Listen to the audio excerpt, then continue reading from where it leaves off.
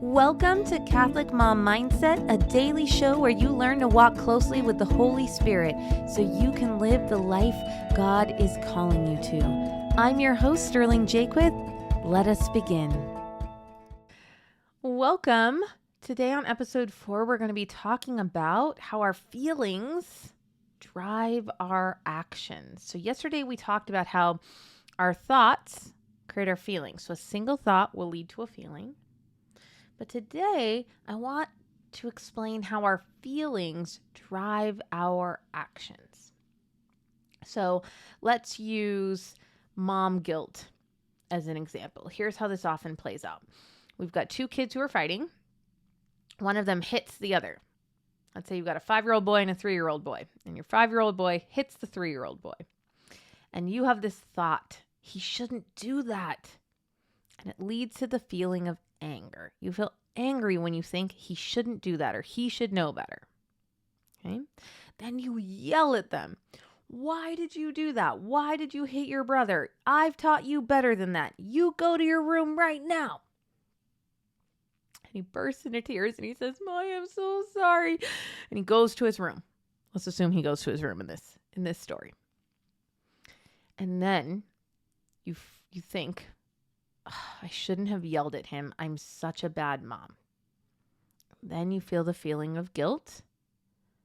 And then you're going to do something that you do when you feel the feeling of guilt. So I'm going to pause right there. We've got 2 thoughts, 2 feelings. And now we're going to cover what I call the action line, the A line. So at first you had the thought, he shouldn't hit his brother. You felt angry, and your action from the feeling of anger was yelling. Okay? Then you had another thought, I shouldn't have yelled at him, and that leads to the feeling of guilt. And then each of us will have our own brand of how we act when we feel guilty. So you might fawn all over your kids.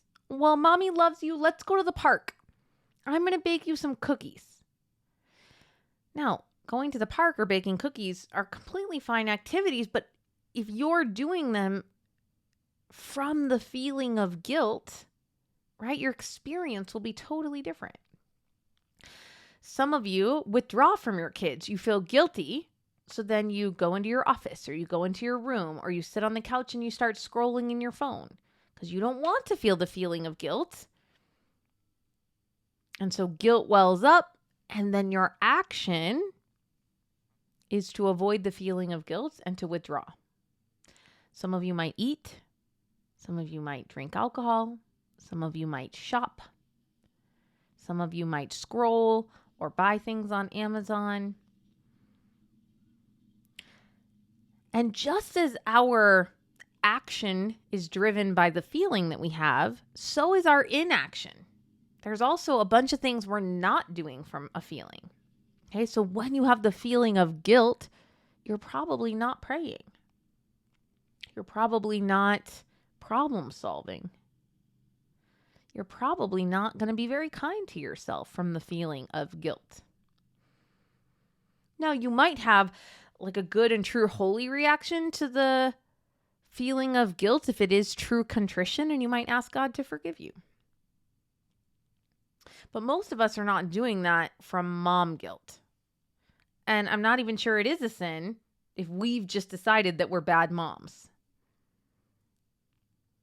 Right? Like, that's not in the catechism.